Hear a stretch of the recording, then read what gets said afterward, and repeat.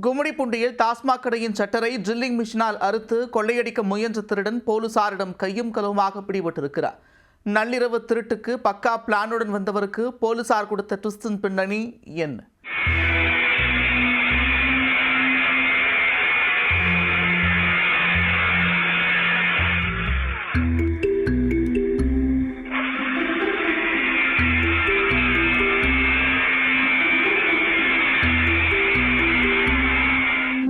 நள்ளிரவில் டாஸ்மாக் கடையில் தீப்பொறி பறக்க இரும்பு ஷட்டரை கட்டிங் மெஷினால் துண்டிக்கும் திருடனின் பகீர் காட்சிகள்தான் இது.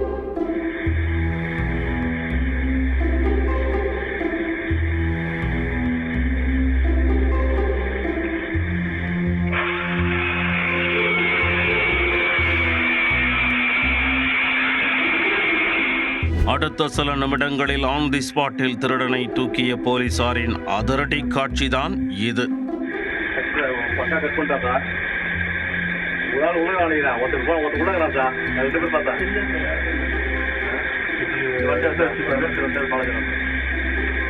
டாஸ்மாக் திருடனும் தோள் கிளப்பிய காவல்துறையும் நடந்தது என்ன?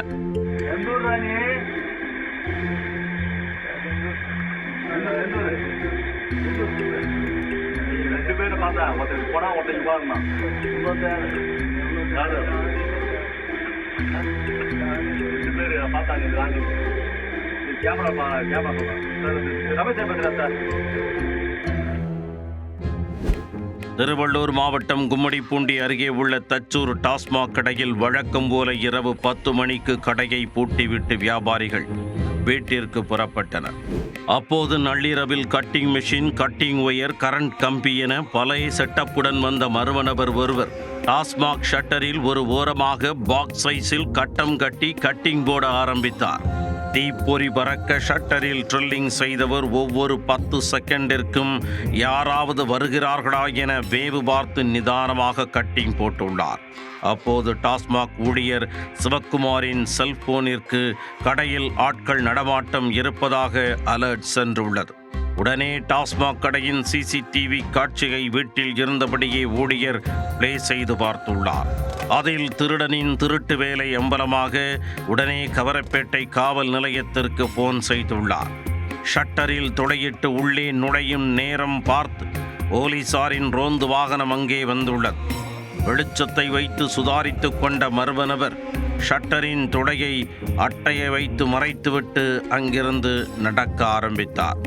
அப்பொழுதுதான், தம்பி கொஞ்சம் நல்ல, இந்த நேரத்தில் என்ன வேலை உனக்குங்க என போலீசார் மடக்கி விடனர். அதில் வேர்த்து வெடவெடர்த்து போன திருடன் தொக்காக மாட்டிக்கொண்டார். பிடிபட்டவர் 30 வயதான வினோத் என்பதும் டாஸ்மாக் கடையில் ஷட்டரை உடைத்து சுவரில் துளையிட்டு தொடர் திருட்டு வேலையில் ஈடுபட்டு வந்துள்ளார்.